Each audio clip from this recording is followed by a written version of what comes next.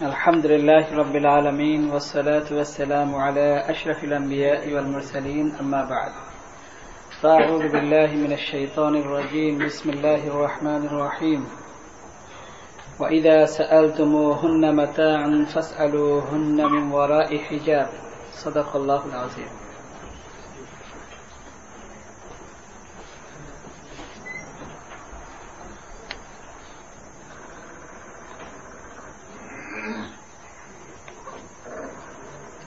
গত সপ্তাহে আমাদের যে বিষয়ে কথা বলার কথা ছিল সেই বিষয় না বলে আমরা কয়েকটা কোশ্চেন ছিল তার উত্তর দেওয়া হয়েছিল।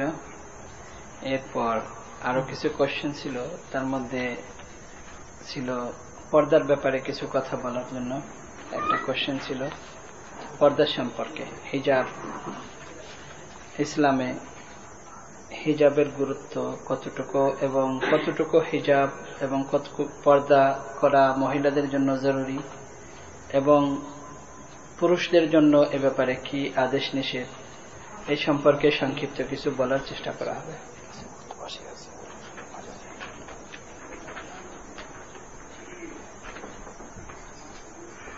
হযরত আনাস ইবনে মালিক রাদিয়াল্লাহু তাআলা আনহু থেকে বর্ণিত, হযরত ওমর রাদিয়াল্লাহু তাআলা আনহু একবার রাসূলুল্লাহ সাল্লাল্লাহু আলাইহি ওয়াসাল্লামের খিদমতে আরজ করলেন, ইয়া রাসূলুল্লাহ, আপনার কাছে বিভিন্ন ধরনের লোকজন আসা যাওয়া করে, আর উম্মাহাতুল মুমিনিন যারা তারা পর্দা করে না, এটা আমার কাছে ভালো মনে হয় না। আমার মনে হয় উম্মাহাতুল মুমিনিনদের পর্দা করা উচিত।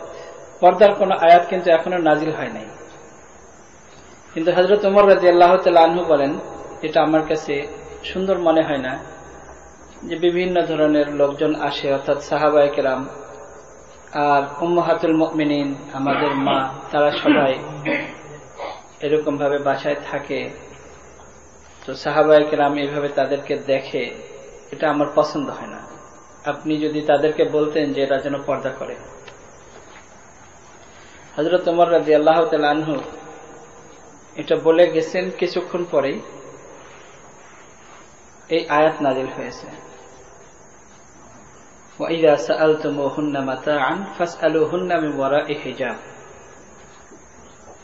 যে যদি কখনো তোমাদের কোনো প্রয়োজন হয় উম্মাহাতুল মুমিনিনদের মধ্যে কারো কাছ থেকে কোনো জিনিস আনার জন্য, হয়তো রাসূলুল্লাহ সাল্লাল্লাহু আলাইহি ওয়াসাল্লাম পাঠান, বা কোনো প্রয়োজনে যদি তারা নিজেরাই যান সাহাবায়ে কেরামদের মধ্যে, তো তারা যেন পর্দার আড়াল থেকে যেন কোনো জিনিস চায়। এটা বুখারী শরীফের হাদিস। রাসূলুল্লাহ সাল্লাল্লাহু আলাইহি ওয়াসাল্লাম তখন উম্মাহাতুল মুমিনিন যারা, তাদেরকে পর্দার আদেশ করেন, তাদের পর্দা করা উচিত।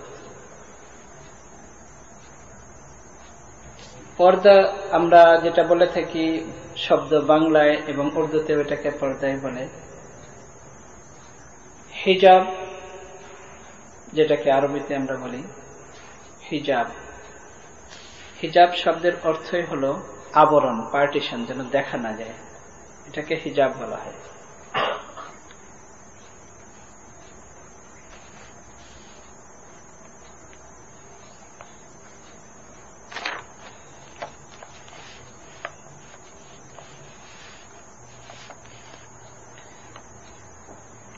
এই আয়াতের দ্বারা পরিষ্কার একথা বোঝা যায় যে রাসূলুল্লাহ সাল্লাল্লাহু আলাইহি ওয়াসাল্লামের স্ত্রীগণ যারা আমাদের মা এবং কিয়ামত পর্যন্ত যত মুসলমান, যত মুমিন, তাদের সবারই মা। এবং আল্লাহ তাআলা কোরআনে কারিমে ঘোষণা দিয়েছেন যে তারা পবিত্র, এবং তাদের পবিত্রতার দায়িত্ব আল্লাহ তাআলা নিজে নিয়েছেন। তারপরেও অন্য আয়াতে আল্লাহ তাআলা ইরশাদ করেছেন, ইন্নামা ইউরিদুল্লাহু লিইয়ুযহিবা আনকুমুর রিজসা আহলাল বাইতি ওয়া ইউতাহহিরাকুম তাতহীরা।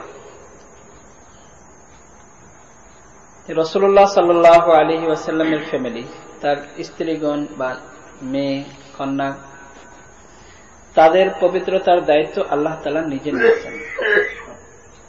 তারপরেও আল্লাহ তাআলা কোরআনে কারিমে ইরশাদ করেছেন, যালিকা আতহারু লিকুলুবিকুম ওয়া কুলুবিহিন্না, যে পর্দার আড়াল থেকে তোমরা এই জন্য কোনো কিছু চাইবে, এটা তাদের অন্তরের পবিত্রতার জন্য উত্তম এবং তোমাদের অন্তরের পবিত্রতার জন্য উত্তম। বলা হচ্ছে সাহাবায়ে কেরামকে। সাহাবায়ে কেরামদের ব্যাপারে এটা তো ভিন্ন বিষয়। আল্লাহ তাআলা কোরআনে কারিমে সাহাবায়ে কেরামের ব্যাপারে অনেকগুলো আয়াত নাজিল করেছেন সাহাবায়ে কেরামের ফজিলতে, এবং একেবারে নিম্নতম সাহাবী যে রাসূলুল্লাহ সাল্লাল্লাহু আলাইহি ওয়াসাল্লামকে ঈমানের হালাতে শুধু একবার দেখেছে, একবার চোখ খুলতে যতটুকু টাইম, বন্ধ করতে যতটুকু টাইম, এতটুকু টাইম যে দেখেছে এবং ঈমানের হালাতে তার মৃত্যু হয়েছে, এমন একজন সাহাবী সারা দুনিয়ার সমস্ত ওলি আল্লাহ, সমস্ত মুহাদ্দিসিন, মুফাসসিরিন, উলামায়ে কেরাম সবাইকে একত্রিত করলে ওই সাহাবীর সমপরিমাণ হবে না। সাহাবায়ে কেরামদেরকে বলা হচ্ছে আতহারু লিকুলুবিকুম, তোমাদের অন্তরের পবিত্রতার জন্য এটা উত্তম। অর্থাৎ তোমাদের অন্তর পবিত্র থাকবে যদি তোমরা পর্দার আড়াল থেকে কোনো কিছু চাও। তো যদি সাহাবায়ে কেরামের অপবিত্রতার কথা, আর উম্মাহাতুল মুমিনিন যাদের সাথে কোন মুমিনের বিয়ে রাসূলুল্লাহ সাল্লাল্লাহু আলাইহি ওয়াসাল্লামের পরে কারো বিয়ে হবে না, হারাম, আল্লাহ তাআলা কোরআনে কারিমে ঘোষণা করেছেন। তার কারণ তারা আমাদের মা। তো যাদের সাথে আমাদের বিয়ে পর্যন্ত হবে না, হারাম, কিন্তু তারপরেও তাদের সাথে পর্দা করার আদেশ আল্লাহ তাআলা করেছেন। আর করেছেন কাদেরকে? সাহাবায়ে কেরামকে। এবং আল্লাহ তাআলা ইরশাদ করেছেন, ওয়াকারনা ফি বুয়ুতিকুন্না ওয়ালা তাবাররাজনা তাবাররুজাল জাহিলিয়াতিল উলা, তোমরা তোমাদের ঘরের মধ্যেই অবস্থান করো। মহিলাদের জন্য আল্লাহ তাআলা আদেশ করেছেন, এবং এটা শুধু রাসূলুল্লাহ সাল্লাল্লাহু আলাইহি ওয়াসাল্লামের ফ্যামিলি নন, সমস্ত মুমিনাত, সমস্ত মুমিন মহিলাদের জন্য অর্ডার, ওয়াকারনা ফি বুয়ুতিকুন্না, তোমরা তোমাদের ঘরের মধ্যে অবস্থান করো। ওয়ালা তাবাররুজনা তাবাররুজাল জাহিলিয়াতিল উলা, তোমরা বেপরদা বের হবে না পূর্ববর্তী জাহিলিয়াতের যুগে, বর্বর যুগের মহিলাদের মতো। তারা যেভাবে বেপরদা বের হতো তাদের মতো তোমরা বের হবে না। এটা হলো আল্লাহ তাআলার আদেশ যে তোমরা এইভাবে বেপরদা বের হবে না, রাস্তায় চলাফেরা করবে না, বিশেষ কোনো প্রয়োজন ছাড়া ঘর থেকে বের হবে না। এবং আল্লাহ তাআলার অর্ডার, এটা আদেশ। এটা মহিলাদের কাজ হলো ঘরের মধ্যে থাকা, ঘরের মধ্যে থেকে সন্তানের লালন পালন, স্বামীর ধন সম্পদের হেফাজত, ঘরের মধ্যে বসে ইবাদত বন্দেগী করা, এবং দ্বীন শিখবে এবং সন্তানদেরকে শিখাবে। যদি কোনো মহিলা ঘর থেকে বের হয় কোনো প্রয়োজনে যদি বের হয়, তাহলে তার জন্য হলো পর্দা। কিন্তু যতক্ষণ পর্যন্ত সে ঘরের মধ্যে থাকবে, ঘরের মধ্যে কিভাবে থাকবে, সামাজিকতা রক্ষা করে কিভাবে চলবে ঘরের মধ্যে, এটার জন্য সূরা নূরের আয়াত,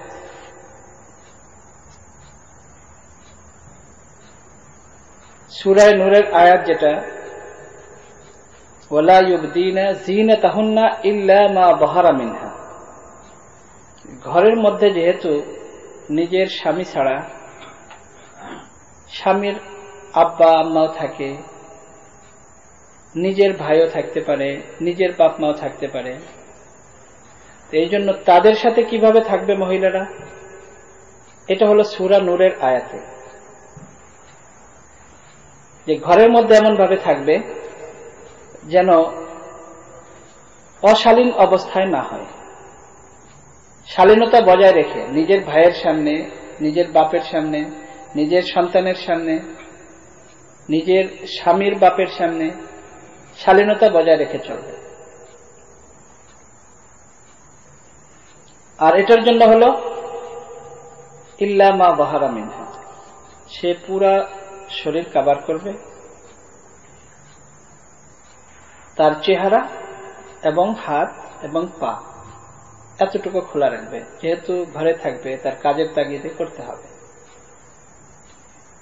এটা হলো সে যখন বাড়িতে থাকবে, ঘরের মধ্যে থাকবে, তখন তার জন্য এটা পর্দা। আর যখন সে বাহিরে যাবে তখন, এটা সূরা আহজাবের মধ্যে আল্লাহ তাআলা বর্ণনা করেছেন যে মহিলা যখন ঘর থেকে বের হবে তখন তার পর্দা কিরকম হবে।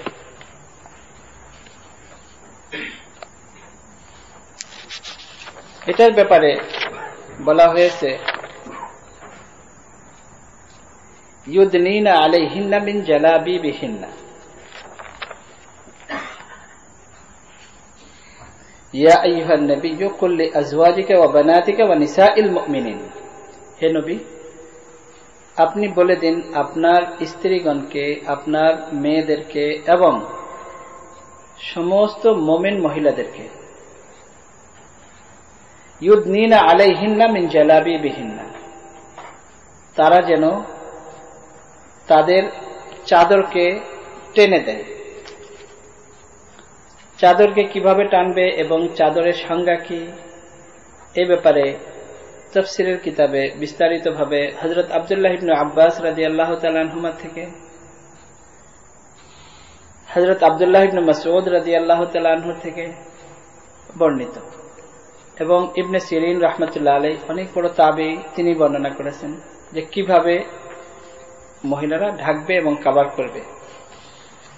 এবং এর কারণ হিসেবে বলা হয়েছে যেন বোঝা যায় যে এরা হলো সমাজের, আল্লাহ তাআলা কোরআনে বলেন লিউরাফনা, যেন বোঝা যায় যে এরা হলো সমাজের সতীসাধ্যী মহিলা। তার কারণ তখন গোলামবাদীর, দাস দাসীর প্রথা ছিল, তো যারা বাদী ছিল তাদের যেহেতু কাজ করতে হতো, তো এই জন্য তাদের ওরকম পর্দা করা সম্ভব ছিল না। তো যেন এটা পরিষ্কারভাবে বোঝা যায় যে এরা হলো সমাজের স্বাধীন চেতা সম্ভ্রান্ত মহিলা, আর এরা হলো দাসী, অর্থাৎ যারা নিজের পুরা শরীরকে কাভার করবে তারা হলো স্বাধীন মহিলা, যারা সম্ভ্রান্ত মহিলা যারা।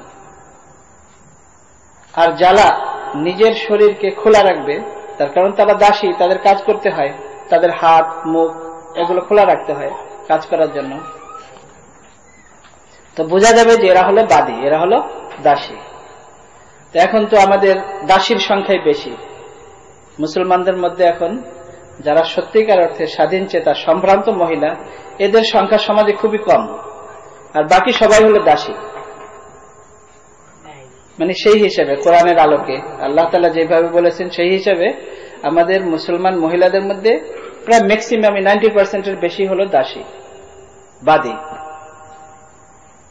তার কারণ আল্লাহ তাআলা কোরআনে কারিমে এদের কথা বর্ণনা করেছেন, এবং কারণ হিসাবে আল্লাহ তাআলা ইরশাদ করেছেন ফালা ইউদাইন, যারা স্বাধীন মহিলা, যারা সম্ভ্রান্ত মহিলা, যারা তারা এমন কাভার কেন করবে, এই জন্য করবে ফালা ইউদাইন, যেন কেউ তাদেরকে কষ্ট না দেয়।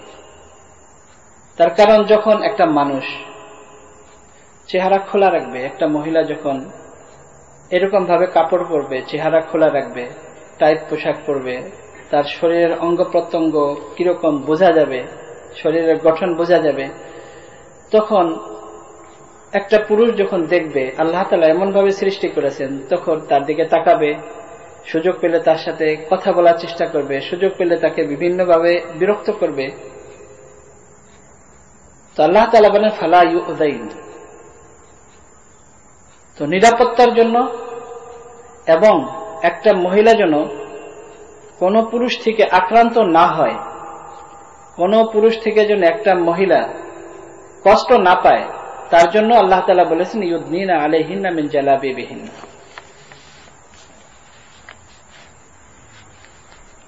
আল্লাহ তাআলা অন্য আয়াতে ইরশাদ করেছেন ফানকিহুহুন্না বিইذনি আহলিহিন্না ওয়া আতুহুন্না উজুরাহুন্না বিল মা'রুফি মুহসানাতিন গায়রা মুসাফিহাতিন ওয়ালা মুত্তাখিদাতি আখদান। মেয়েদেরকে বিয়ে দিয়ে দাও বিইذনি আহলিহিন্না, তাদের ফ্যামিলির অনুমতি নিয়ে। মহিলাদের জন্য, মেয়েদের জন্য বিয়ে দেওয়ার জন্য তার যারা মুরব্বী থাকে, ওয়ালি যেটাকে বলা হয়, ওয়ালির অনুমতি নিয়ে, তার বাপ না থাকলে বড় ভাই, তাদের অনুমতি নিয়ে, কিন্তু মেয়ের অনুমতি নিতে হবে। আতুহুন্না উজুরাহুন্না বিল মা'রুফ, এবং তার যে মহরানা যেটা আছে এটা ঠিক মতো তাকে আদায় করো। আল্লাহ তাআলা কোরআনে কারিমে এ ব্যাপারে বিস্তারিত বর্ণনা এজন্য করেছেন যে এ ব্যাপারে আল্লাহ তাআলা জানেন যে আমরা অনেক গাফেল হব এবং অনেক গাফলাতি করব। বিয়ের সময় সবাই এটা বুঝে যে মোহর দিতে হবে, মোহর কত ধরতে হবে, কিন্তু কেউ আদায় করে না, মনে করে যে এটা এমনই করতে হয়, শুধু লিখতে হয়, দিতে হয় না। অথচ এটা মেয়ের প্রাপ্য, তাকে দিতেই হবে। যেমন কারো কাছ থেকে যদি আমরা কোনো কিছু ঋণ নেই, টাকা পয়সা কোনো কিছু, এটা দেওয়া যেমন আমার জন্য ওয়াজিব, জরুরি, মহিলাদের বিয়ের সময় যে মোহর নির্ধারিত করা হয় এই মোহর তাকে প্রদান করা এমনই আমার জন্য জরুরি, ওয়াজিব। আল্লাহ তাআলা কোরআনে বলেছেন ওয়াতুহুন্না উজুরাহুন্না বিল মা'রুফ, ঠিক মতো তাকে দিয়ে দাও।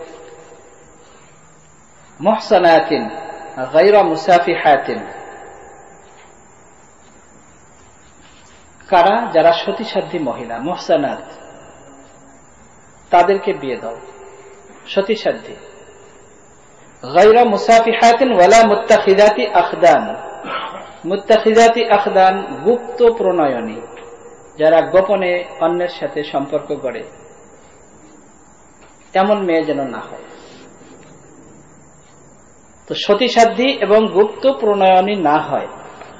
এখন সমাজে তালাশ করলে এরকম মনে হয় 100-র মধ্যে 5 জন পাওয়া কঠিন, যে যারা অন্য ছেলেদের সাথে সম্পর্ক গড়ে না। আল্লাহ তাআলা কোরআনে কারিমে এদের ব্যাপারে বলা হয়েছে, এবং পর্দার আদেশ এই জন্যই দেওয়া হয়েছে যেন তারা গুপ্ত প্রণয়নী না হয়, তারা যেন মুসাফিহাত না হয়, গায়রু মুসাফিহাতিন, মুহসানাত যেন হয়, সতীসাধ্যী যেন হয়। অন্য আয়াতে আল্লাহ তাআলা বলেছেন ওয়াল মুহসানাতু মিনাল মুমিনিনা ওয়াল মুহসানাতু মিনাল্লাযীনা উতুল কিতাবা মিন ক্বাবলিকুম ইযা আতাইতুহুন্না উজুরাহুন্না মুহসিনিনা গায়রা মুসাফিহিনা ওয়ালা মুত্তাখিদি আখদান। মহিলাদের জন্য যেমন সতীসাধ্যী হওয়া, গুপ্ত প্রণয়নী না হওয়া এবং ব্যভিচারিণী না হওয়া, ঠিক তেমনি ভাবে পুরুষের জন্য আদেশ, তারাও যেন এরকম সৎ হয়, তারাও যেন কোনো মহিলার সাথে এরকম গুপ্ত প্রণয়ন না করে, এমন যেন হয়। তো মহিলাদের জন্য যেমন আদেশ, পুরুষের জন্য তেমন আদেশ। এরপর হাদিসের আলোকে কোরআনে কারিমের এই কিছু আয়াত, যেখানে পরিষ্কার এই আয়াতগুলোতে বর্ণনা করা হয়েছে পর্দার ব্যাপারে, যে সামাজিকভাবে মহিলা কিভাবে থাকবে, এবং যখন ঘর থেকে বের হবে তখন একে তো ঘর থেকে বের হবে না, ওয়াকারনা ফি বুয়ুতিকুন্না, ঘরের মধ্যেই আবদ্ধ থাকবে। যদি কোনো প্রয়োজনে বের হতে হয় তাহলে কিভাবে পর্দা করবে, এটাও কোরআনে কারিমে বর্ণনা করেছেন। ওয়ালা ইউবদিনা যিনাতাহুন্না ইল্লা মা যাহারা মিনহা, এই আয়াতের তাফসিরে কোন কোন মুফাসসিরগণ বর্ণনা করেছেন যে তারা যেন তাদের সৌন্দর্য প্রকাশ না করে, সৌন্দর্য প্রকাশ না করে। ওয়ালা ইউবদিনা যিনাতাহুন্না, তো এমন কোন জিনিস যেটা জিনাত, সৌন্দর্য, এমন কোন জিনিস তারা যেন প্রকাশ না করে। ইল্লা মা যাহারা মিনহা, অনিচ্ছাকৃতভাবে যদি কিছু বের হয়ে যায়, যেমন যদি কাজের সময়, চলার সময়, কোন সময় কারো হাত বের হয়ে যায়, বা মহিলাদের কিছু জিনিস আছে।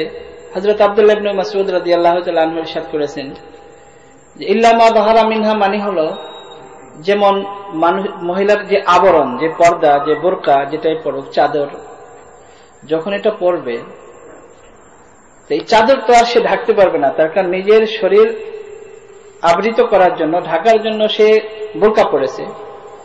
তো এখন যদি ওই বোরকার দিকেও কেউ তাকায়, তাহলে এটা তো তার করার কিছু নেই। তো ইল্লা মা যাহারা মিনহা, অথবা কেউ কাজের সময় যদি হঠাৎ তার হাত বের হয়ে গেছে, এটা তার করার কিছু নেই, যেটা আল্লাহ তাআলা মাফ করে দিবেন। কিন্তু সে যেন ইচ্ছাকৃতভাবে ওয়ালা ইউবদিনা যিনাতাহুন্না, সে নিজের সৌন্দর্যকে যেন কখনো প্রকাশ না করে, জাহির না করে, কারো সামনে পেশ না করে। আমাদের মুসলমানদের মধ্যে অনেকে পর্দা করে, আমাদের মহিলাদের মধ্যে, এবং বলে যে আমরা পর্দা করি এবং আমরা করতে চাই, বোরকাও পরে, কিন্তু অজ্ঞতার কারণে, না জানার কারণে বলে যে মুখ খোলা রাখলে কোনো অসুবিধা হয় না, হাত মুখ এগুলো খোলা রাখলে কোনো অসুবিধা হয় না। ওয়ালা ইউবদিনা যিনাতাহুন্না, যদি আমরা এই আয়াতের শুধু তর্জমাও করি যে সে যেন তার সৌন্দর্য প্রকাশ না করে।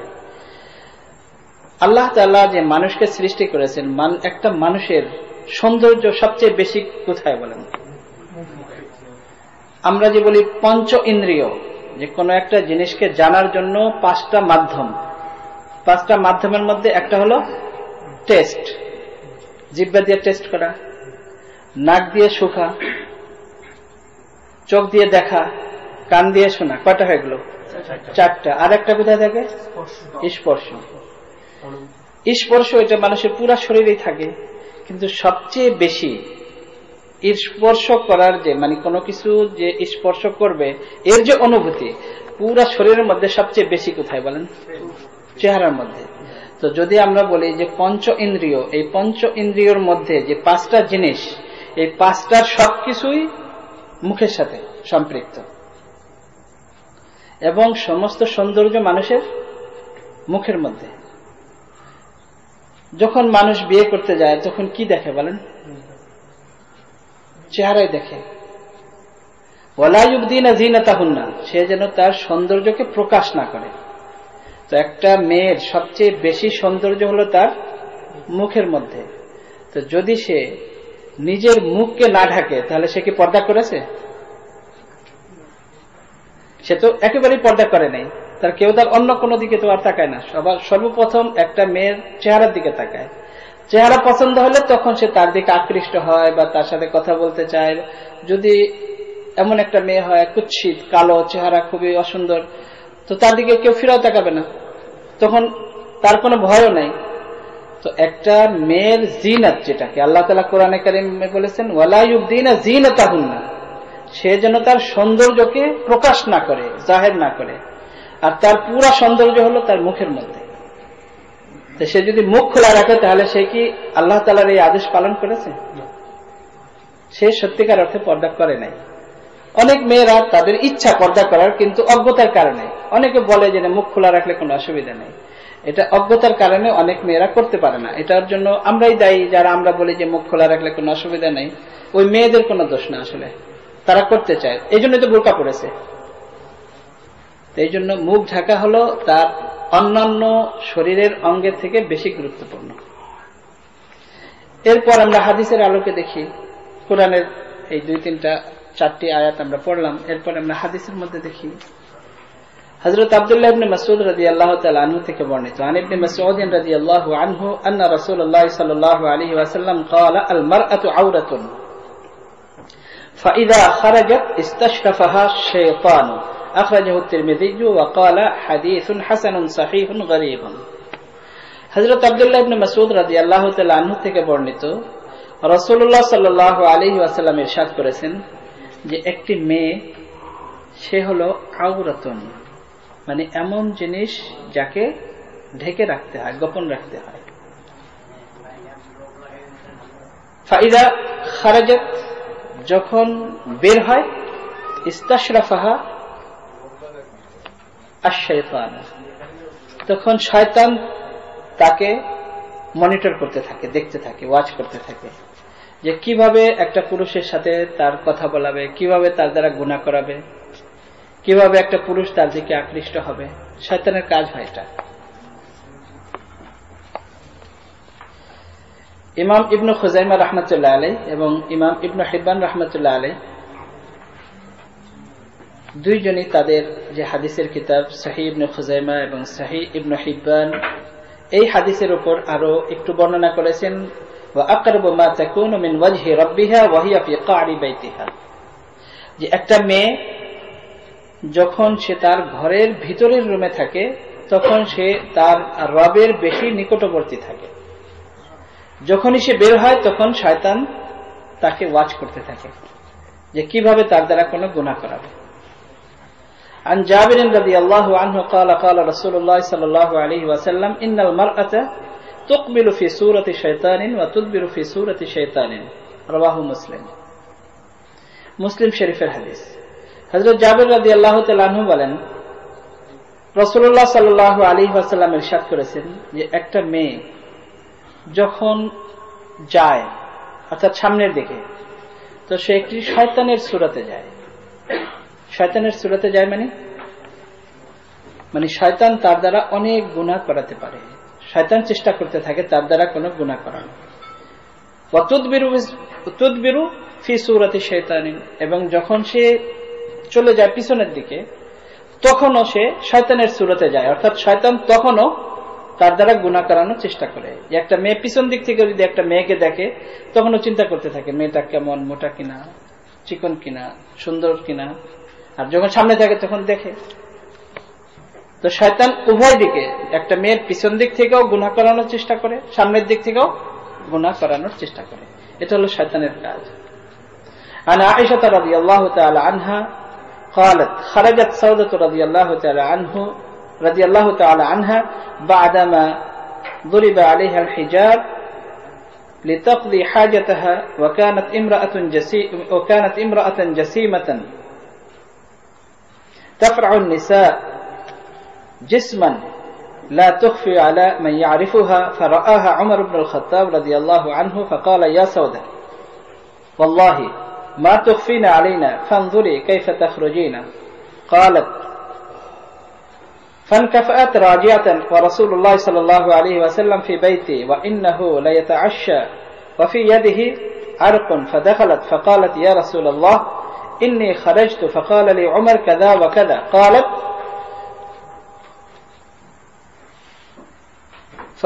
فأوحي ثم رفع عنه وأن العرق في يده ما وضعه فقال إنه قد أذن لكن أن تخرجن لحاجتكن.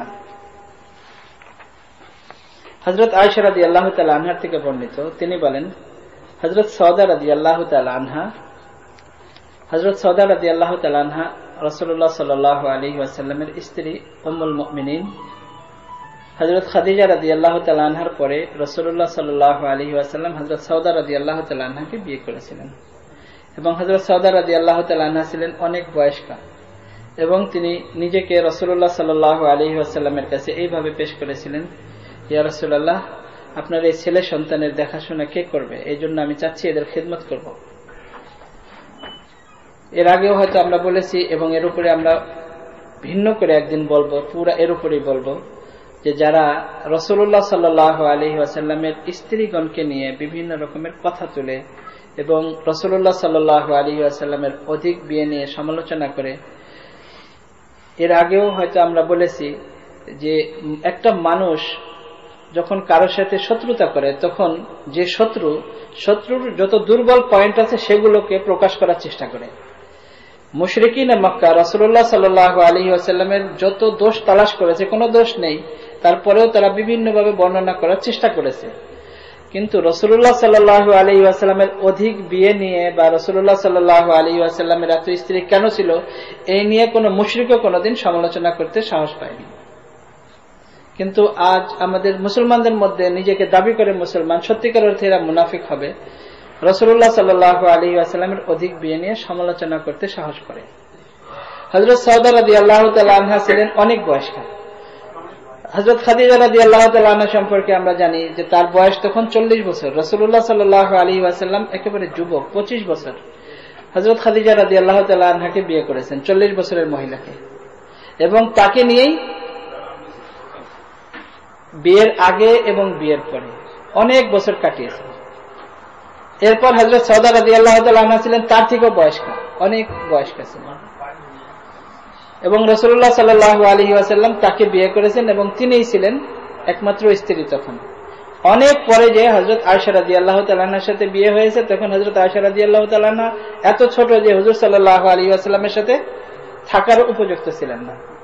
মদিনায় যাওয়ার পরে হযরত আয়েশা রাদিয়াল্লাহু তাআলা আনহা হুজুর সাল্লাল্লাহু আলাইহি ওয়াসাল্লামের সাথে থাকা শুরু করেছেন, এবং তখন হুজুর সাল্লাল্লাহু আলাইহি ওয়াসাল্লাম অন্য যাদেরকে বিয়ে করেছেন বিভিন্ন কারণে, কোন সময় এই বিষয়ের উপরে ভিন্ন করে বলবো, যেহেতু আজকে আমাদের এটা বিষয় নয়, যে বিয়ে করার হিকমত কি ছিল, উইজডম কি ছিল, কি কি কারণে রাসূলুল্লাহ সাল্লাল্লাহু আলাইহি ওয়াসাল্লাম বিয়ে করেছেন, এর উপরে একদিন আলোচনা করব।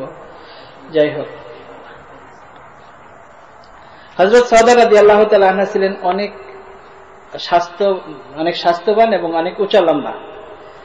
এত উঁচা লম্বা একটা মহিলা যতই পর্দা করতেন কিন্তু বোঝা যেত। আর হযরত ওমর রাদিয়াল্লাহু তাআলা আনহু এটা পছন্দ করতেন না।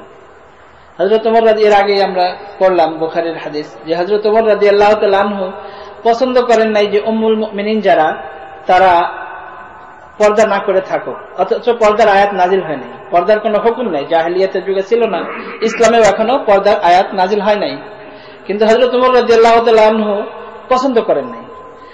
তো আল্লাহ তাআলা আয়াত নাজিল করেছেন, এবং এটা শুধু একটি নয়, এরকম কয়েকটি আয়াত হযরত ওমর রাদিয়াল্লাহু তাআলা আনহুর ইচ্ছা অনুযায়ী আল্লাহ তাআলা নাজিল করেছেন।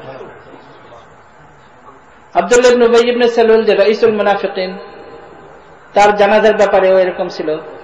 রাসূলুল্লাহ সাল্লাল্লাহু আলাইহি ওয়াসাল্লাম জানাজা পড়তে চেয়েছেন, তার ছেলে যে আব্দুল্লাহ ইবনে উবাই ইবনে সালুল, আব্দুল্লাহ ইবনে উবাই ইবনে সালুলের যে ছেলে, তার নাম আব্দুল্লাহ ইবনে উবাই ইবনে সালুল।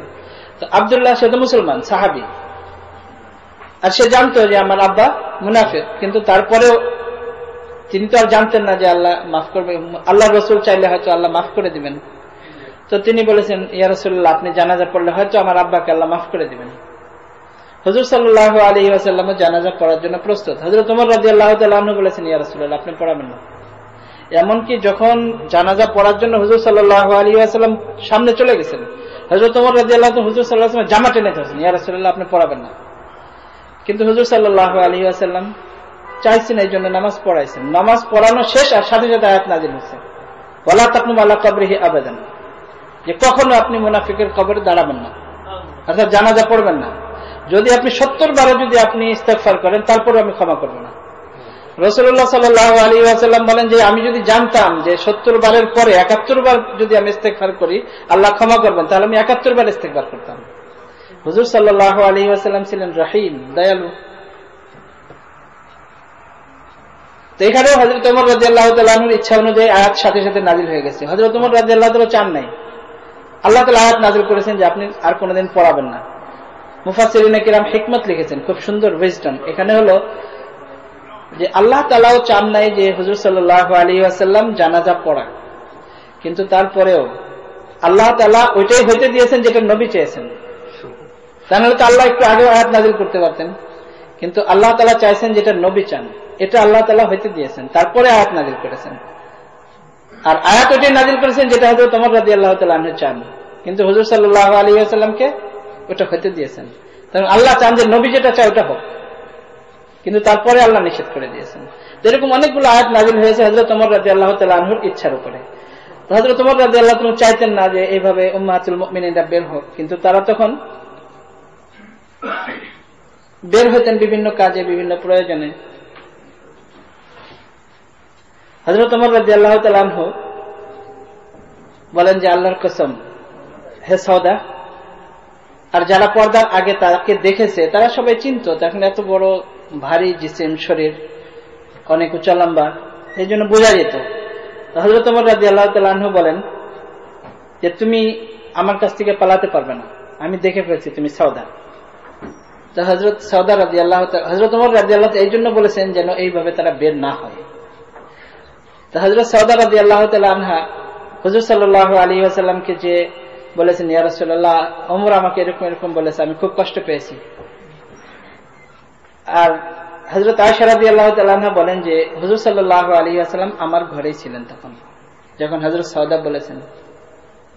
আর হুজুর সাল্লাল্লাহু আলাইহি ওয়াসাল্লাম খাবার খাচ্ছিলেন। হুজুর সাল্লাল্লাহু আলাইহি ওয়াসাল্লামের হাতে একটা হাড় ছিল, যে হাড়ের সাথে গোশত ছিল।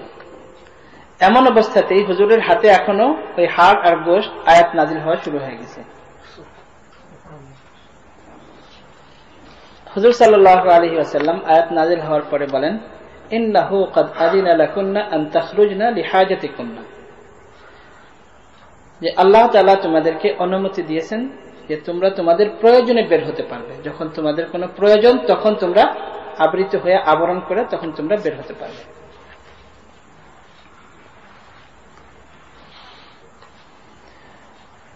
عن ابن مسعود رضي الله عنه أن رسول الله صلى الله عليه وسلم قال صلاة المرأة في بيتها أفضل من صلاتها في حجرتها وصلاتها في مخدعها أفضل من صلاتها في بيتها। হযরত আব্দুল্লাহ ইবনে মাসউদ রাদিয়াল্লাহু তাআলা আনহু থেকে বর্ণিত, রাসূলুল্লাহ সাল্লাল্লাহু আলাইহি ওয়াসাল্লাম ইরশাদ করেছেন যে একটা মহিলার নামাজ তার ঘরের মধ্যে ঘরে নামাজ পড়া তার হুজরাতে নামাজ পড়ার থেকে উত্তম। হুজরা বলা হয়তো যেটা মানে আমরা লিভিং রুম যেটাকে বলি, তার থেকে ঘরের ভিতরে নামাজ পড়া উত্তম।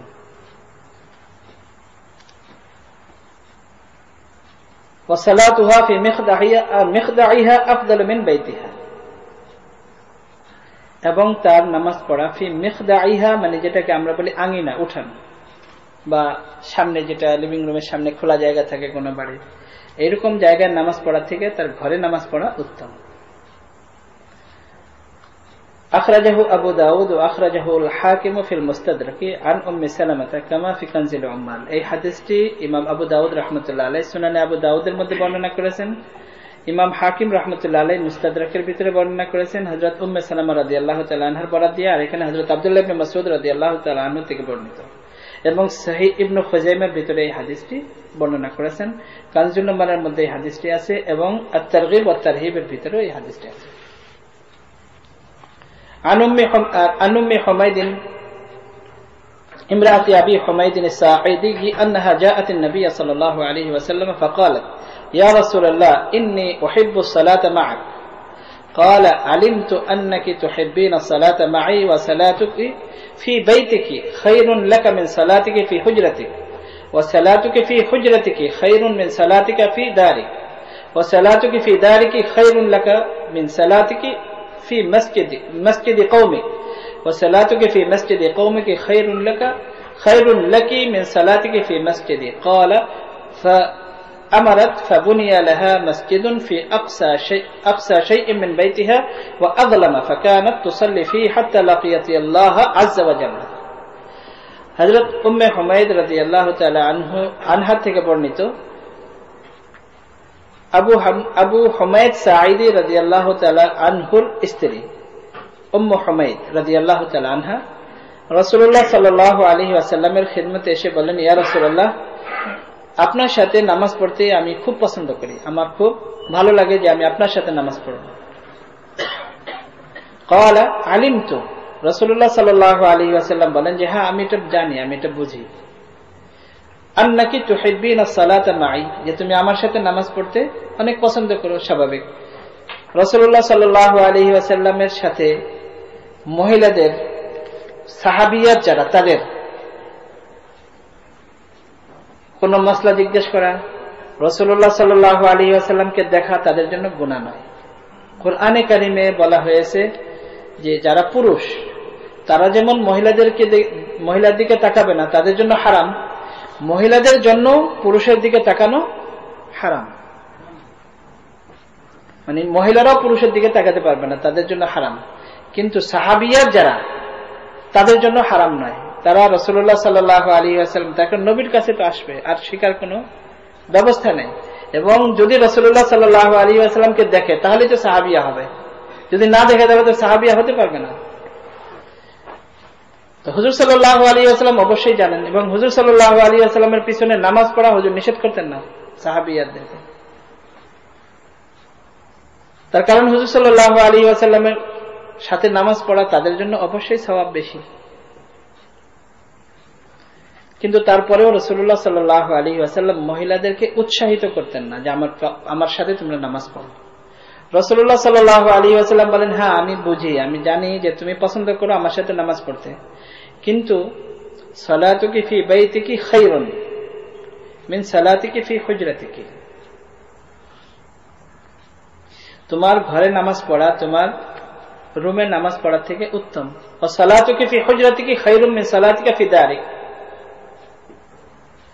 এবং তোমার বাড়ির ভিতরে, অর্থাৎ বাড়ির ভিতরে বলতে মানে বাড়ির এরিয়ার ভিতরে নামাজ পড়া তোমার উত্তম, খায়রুন লাকা মিন সালাতিকা ফি হুজরাতিক, তোমার হুজরার ভিতরে নামাজ পড়া তোমার বাড়ির ভিতরে নামাজ পড়ার থেকে উত্তম, মানে ভিতরের রুমে নামাজ পড়া। সালাতুকি ফি হুজরাতিকি খায়রুম মিন সালাতিকি ফি দারিক ওয়া সালাতুকি ফি দারিক খায়রুন, এবং তোমার নামাজ পড়া ঘরে অর্থাৎ বাড়ির মধ্যে নামাজ পড়া উত্তম, মিন সালাতিকি ফি মসজিদি কওমিক, মসজিদে যে অর্থাৎ তোমার মহল্লার যে মসজিদ ওই মসজিদে নামাজ পড়ার থেকে তোমার ঘরে নামাজ পড়া উত্তম।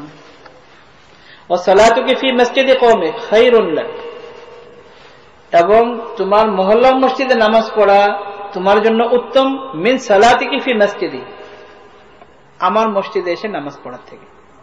অর্থাৎ মসজিদে নববীতে রাসূলুল্লাহ সাল্লাল্লাহু আলাইহি ওয়াসাল্লামের পিছনে নামাজ পড়া থেকে রাসূলুল্লাহ সাল্লাল্লাহু আলাইহি ওয়াসাল্লাম বলেন যে তোমার মহল্লার মসজিদে ভালো তোমার জন্য, আর মহল্লার মসজিদের থেকে তোমার বাড়িতে ভালো, তোমার বাড়ির থেকে তোমার রুমের মধ্যে ভালো, আর রুমের মধ্যে থেকে তোমার একেবারে ভিতরের কোঠা ওখানে নামাজ পড়া তোমার জন্য উত্তম। এটা বলার পরে হযরত উম্মে হুমায়দ রাদিয়াল্লাহু তাআলা আনহা হুকুম করলেন যে তার জন্য যেন একটা এরকম ব্যবস্থা ঘরের ভিতরে করা হয়, একেবারে ভিতরের, হাদিসের শব্দ হলো ওয়া আগলামা ফি আকসা শাইইন মিন বাইতিহা, বাড়ির একেবারে মানে তার ঘরের একেবারে ভিতরের রুমে যেটা একেবারে অন্ধকার ওইরকম জায়গা একটা নামাজের জায়গা বানানোর হুকুম করলেন। ফাকানাত তুসাল্লি ফিহি, এবং তিনি সবসময় ওই জায়গাতেই নামাজ পড়তেন, অন্য কোথাও নামাজ পড়তেন না, হাত্তা লাকিয়াতিল্লাহ আযজা ওয়া জাল্লা, একেবারে ইন্তেকাল পর্যন্ত এই অবস্থাতেই আল্লাহর সাথে সাক্ষাৎ করেছেন। এই হাদিসটি ইমাম আহমদ ইবনে হাম্বল রাহমাতুল্লাহ আলাইহি মুসনাদে আহমদের মধ্যে বর্ণনা করেছেন, হাফিজ ইবনে হাজার আসকালানী রাহমাতুল্লাহ আলাইহি আল ইসাবার মধ্যে বর্ণনা করেছেন, এবং হাফিজ ইবনে হাজার আসকালানী রাহমাতুল্লাহ আলাইহি বলেছেন ওয়া হাযা ইসনাদুন সহিহুন, যে হাদিসটি সহিহ। এবং ইমাম শাওকানী রাহমাতুল্লাহ আলাইহি নাইলুল আওতারের মধ্যে এই হাদিসটি বর্ণনা করেছেন, এবং ইমাম শাওকানী রাহমাতুল্লাহ আলাইহি বলেছেন যে এই হাদিসটি সনদ হিসেবে হাসান। ইমাম মুনজিরি রাহমাতুল্লাহ আলাইহি আত-তারগিব ওয়াত তারহিবের মধ্যে এই হাদিসটি বর্ণনা করেছেন, এবং ইবনে খুজাইমা রাহমাতুল্লাহ আলাইহি, ইবনে হিব্বান রাহমাতুল্লাহ আলাইহি তাদের সহিহ, দুইজনেরই সহিহ ইবনে হিব্বান সহিহ ইবনে খুজাইমা সেখানেও বর্ণনা করেছেন। আন ইবনে উমর রাদিয়াল্লাহু তাআলা আনহু মারফুআন লাইসা লিন-নিসাই নাসিবুন ফিল খুরুজ ইল্লা মুত্তাররাতান, হযরত আব্দুল্লাহ ইবনে উমর রাদিয়াল্লাহু তাআলা আনহু বলেন যে মহিলারা যে ঘর থেকে বের হয় তাহলে তাদের কোনোই ভালো কোনো দিক নাই, ভালো কোনো সওয়াবের কোনো অবস্থা নাই। হ্যাঁ, যদি তার কোনো ব্যবস্থা না থাকে, তার মানে বের হতে বাধ্য এমন কোনো প্রয়োজন হয় তাহলে সে বের হতে পারবে। কানজুল উম্মালে এই হাদিসটি আছে, এবং ইমাম তাবরানী রাহমাতুল্লাহ আলাইহি এই হাদিসটি বর্ণনা করেছেন। এবং এই হাদিসের দ্বারাও পরিষ্কার বোঝা যায় যে একটা মহিলা যতক্ষণ পর্যন্ত তার অনেক বেশি কোনো প্রয়োজন না হয় ততক্ষণ সে ঘর থেকে যেন না বের হয়।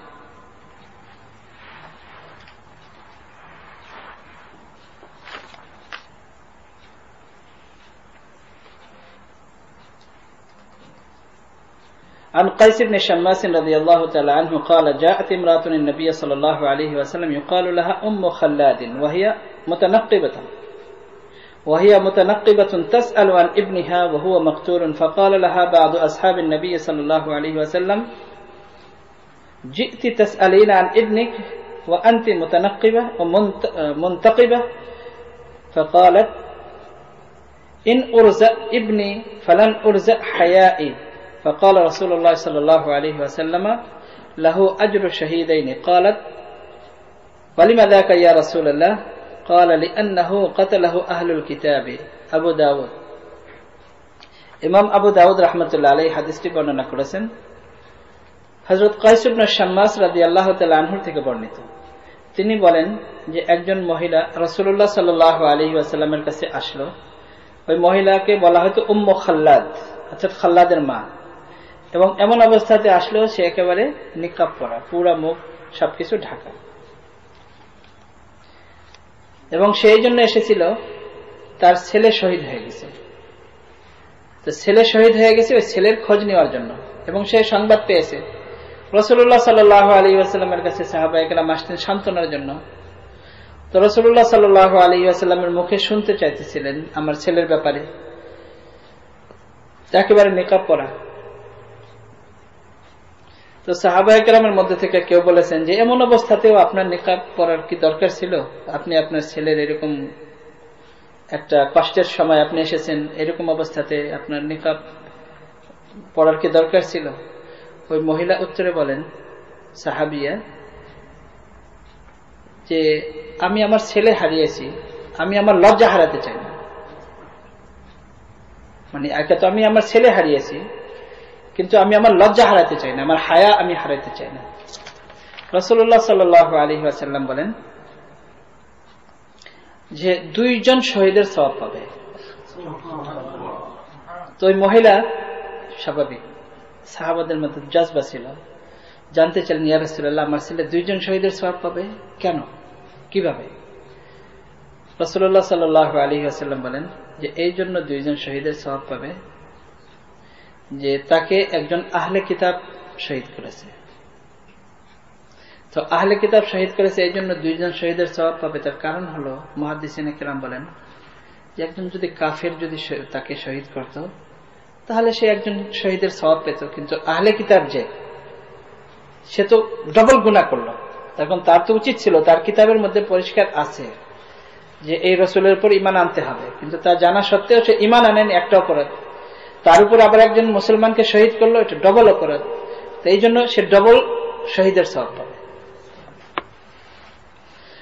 عن أم عطية رضي الله تعالى عنها أن رسول الله صلى الله عليه وسلم كان يخرج الأبكار والعواتق وذوات الخضر والحياض في العيدين فأما الحيض فيعتزلن المصلى ويشهدن دعوة المسلمين.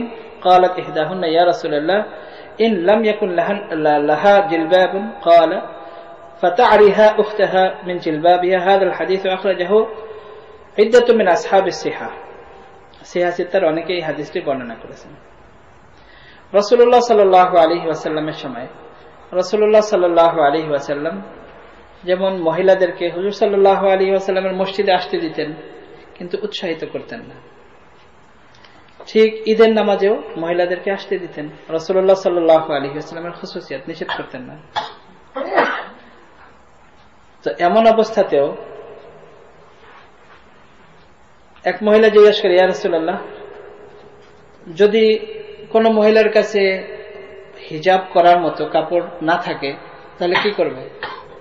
রাসূলুল্লাহ সাল্লাল্লাহু আলাইহি ওয়াসাল্লাম বলেন যে যদি তার নিজের কোনো কাপড় না থাকে তারপরেও আসতে চায় তাহলে সে ওই অন্য মহিলার কাপড় অন্য কারো কাছ থেকে নিয়ে আসবে। তাও যদি না থাকে, অন্য হাদিসে আছে, যদি তাও না থাকে তাহলে অন্য মহিলার কাপড়ে আবৃত হয়ে 2 জন একসাথে আসবে,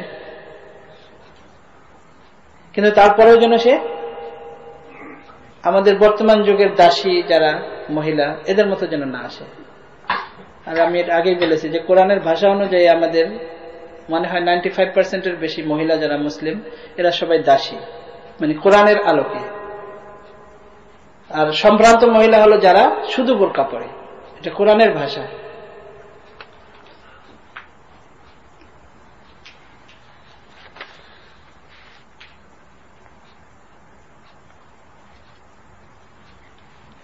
عن أم سلمة رضي الله تعالى عنها قالت لما نزلت هذه الآية يدنين عليهن من جلابيبهن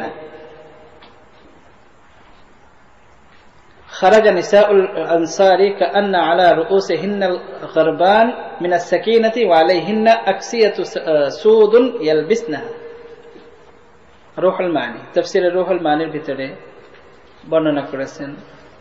এই হাদিসটি হযরত উম্মে সালামা রাদিয়াল্লাহু তাআলা আনহার থেকে বর্ণিত যে যখন পর্দার আয়াত নাজিল হলো ইউদনিনা আলাইহিন্না মিন জালাবিবিহিন্না, যেন মহিলারা তাদের উপরে তাদের চাদরকে টেনে দেয়, অর্থাৎ হিজাব করে।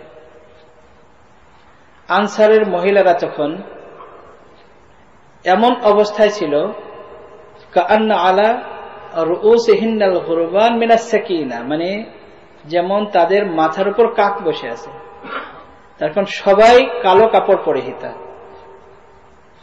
আকসিয়াতুন সুদ ইয়ালবিসনাহা, কালো কাপড় দ্বারা নিজেদেরকে এমন ভাবে আবৃত করে রেখেছে এবং এমন ভাবে তারা চলাফেরা করতে প্রয়োজনেও ঢাকার পরেও যেন একেবারেই চুপ, বোঝা যায় না যে কোনো মানুষ, মনে হয় যেন তাদের মাথার উপর কাক বসে আছে, মানে কোনো নড়াচড়া নেই, সারা শব্দ নেই। হযরত আয়েশা রাদিয়াল্লাহু তাআলা আনহা থেকে বর্ণিত, আনা আয়েশা রাদিয়াল্লাহু তাআলা আনহা قالت رحم الله تعالى نساء الانصار لما نزلت يا ايها النبي قل لازواجك وبناتك ونساء المؤمنين مؤمنات ونساء المؤمنين, এই আয়াত যখন নাজিল হয়েছে তখন শাকাকনা মুরুতাহুন্না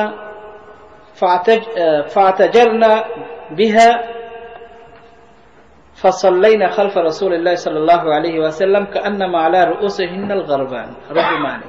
হযরত আয়েশা রাদিয়াল্লাহু তাআলা আনহা বলেন যে যখন এই আয়াত নাজিল হয়েছে যে হে নবী, আপনি আপনার স্ত্রীগণকে এবং আপনার মেয়েদেরকে এবং মুমিনদের স্ত্রীগণকে আপনি বলুন যে তারা যেন তাদের উপরে চাদর টেনে দেয়। হযরত আয়েশা রাদিয়াল্লাহু তাআলা আনহা বলেন যে আল্লাহ তাআলা আনসারদের মহিলাদের উপর রহম করুক, যে তারা তখন তাদের যত ওড়না কাপড় এগুলোকে ছিঁড়ে ছিঁড়ে তারা তাদের মাথাকে এবং এরকম ভাবে হিজাব করেছে, মানে চাদর, তাদের হুকুম করা হয়েছে শুধু চাদর দিয়ে ঢাকার জন্য, তো এরকম বোরকার সিস্টেম তো ছিল না।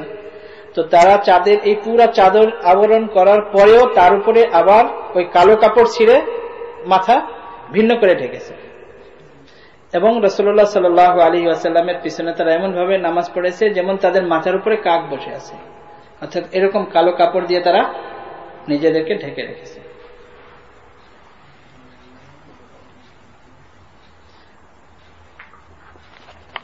عن عائشة رضي الله تعالى عنها قالت كان الركبان يمرون بنا ونحن مع رسول الله صلى الله عليه وسلم محرمات فإذا حاذوا بنا سدلت إحدانا جلبابها من رأسها على وجهها فإذا جاوزنا كشفنا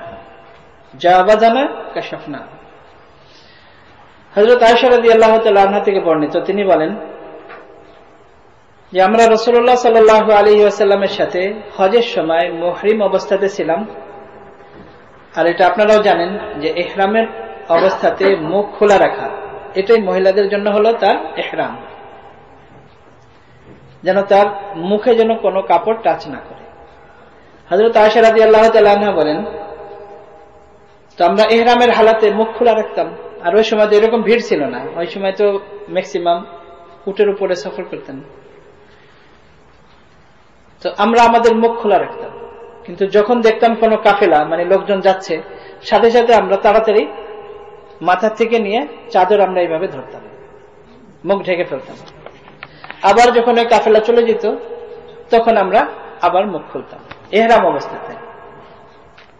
তো যারা বলে যে মুখ খোলার প্রয়োজন নাই বা এটা আমাদের পর্দার মধ্যে পড়ে না, ইহরাম অবস্থাতে, এবং এটা বুখারীর হাদিস, আবু দাউদের মধ্যেও আছে এবং বুখারীতেও আছে হাদিস।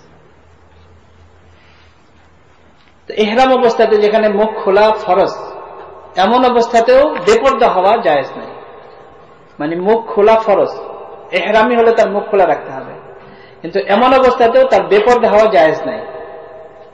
এমন ব্যবস্থা করতে হবে যেন কাপড় মুখে টাচ না করে, কিন্তু কেউ যেন তার চেহারা না দেখতে পারে ইহরাম অবস্থাতে।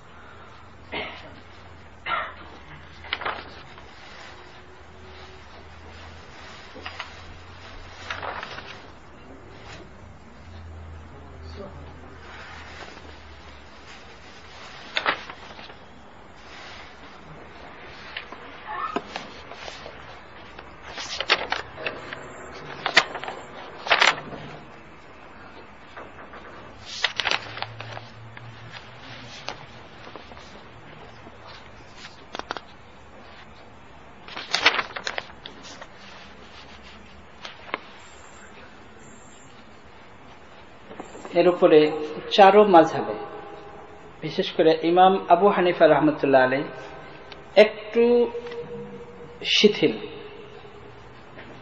শিথিল, আর বাকি তিনও ইমাম এ ব্যাপারে আরো কঠোর পর্দার ব্যাপারে। এখন যারা বলে যে না শাফি মাযহাবে অমুক মাযহাবে, কোন মাযহাবে নয়। ইমাম আবু হানিফা রহমতুল্লাহ আলাইহি একটু শিথিলতা দেখাইছেন শুধু, কিন্তু পরবর্তীতে ফুকাহায়ে কিরাম এ ব্যাপারে আরো কঠোর পদক্ষেপ নিয়েছেন এবং চারো মাযহাবে এ ব্যাপারে একমত যে যেখানে ফিতনার ভয় আছে সেখানে কোনোভাবেই কোনো মহিলা নিজের চেহারা খোলা রাখতে পারবে না। এবং এই আয়াতের তাফসিরে ইল্লা মা যাহারা মিনহা, যে চেহারা খোলা রাখা যাবে এবং হাত এবং পা খোলা রাখা যাবে, এটা শুধু এমন অবস্থাতে যখন সে ঘরে থাকে তখন, এছাড়া আর খোলা রাখার কোনো অবকাশ নেই চারো মাযহাবে। এ বিষয়ে বলতে গেলে তো অনেক সময় প্রয়োজন, আর আমাদের সময় অনেক হয়ে গেছে এখন, আর এর উপরে বেশি বলা যাবেও না। ইনশাআল্লাহ আগামী সপ্তাহে আর বাকি কিছু এর উপরে বলবো ইনশাআল্লাহ। আল্লাহ তাআলা আমাদেরকে আসলে সঠিকভাবে বুঝার তৌফিক দান করেন। আমাদের অনেক আছে তারা শুধু মুসলমানই নয়, নিজেদেরকে মনে করে যে আমরা ইমামও, কমিউনিটি লিডারও মনে করে, কিন্তু বলে যে আমার খুব শেম ফিল হয় যখন একটা মেয়ে স্ট্রিটে বোরকা পরে যখন চলে, তখন আমি শেম ফিল করি। নিজেদেরকে আবার ইমামও মনে করে, এবং এটা কোরআনের আদেশ। কোরআন হাদিসের আলোকে আপনাদের সামনে যে কিছু তুলে ধরা হলো, ফুকাহায়ে কিরামের কোনো কথা এখনো আমরা তুলে ধরি নাই। ইনশাআল্লাহ আগামী সপ্তাহে এর উপরে আরো কিছু আমরা বলবো। শুধু কোরআনের 4টি আয়াত এবং কিছু হাদিস আপনাদের সামনে তুলে ধরা হলো, এবং হাদিসগুলোর আমি কোনো ব্যাখ্যাও করি নাই, শুধু অনুবাদ করা হয়েছে। এর দ্বারা পরিষ্কার বোঝা গেল যে এটা কোরআনের আইন। তো যদি কেউ কোরআনের আইনকে বারবারিক ল বলে, যে এটা বারবারিক ল, এটা 7th সেঞ্চুরির ল, এখানে চলবে না, এবং যদি কেউ এরকম বলে তাহলে স্টুপিড, আবার নিজেকে মুসলমানও মনে করে, এরকম আছে। আবার অনেক সময় নিজেকে ইমামও মনে করে। তো আল্লাহ তাআলা তাদের থেকে আমাদেরকে হেফাজত করুন এবং দ্বীন সঠিকভাবে বোঝার তৌফিক দান করুন। আখিরু দাওয়ানা আলহামদুলিল্লাহি রাব্বিল আলামিন। اللهم صل على كل شيء معلوم لك عليه وعلى آله وصحبه وبارك وسلم. إليك ربي فحببنا، وفي أنفسنا فحببنا، وفي أعين الناس فعظمنا، ومن سيء الأخلاق فجنبنا، وعلى الصالح الأخلاق فقبلنا، وعلى الصراط المستقيم فثبتنا، وعلى أعدائك وأعدائنا وأعداء الإسلام فانصرنا. اللهم انصرنا ولا تنصرنا، اللهم زدنا ولا تنقصنا، اللهم أكرمنا ولا تهنا، اللهم ارحمنا ولا تسلط علينا بذنوبنا من لا يخافك. سبحان ربك رب العزة عما يصفون، وسلام على المرسلين والحمد لله.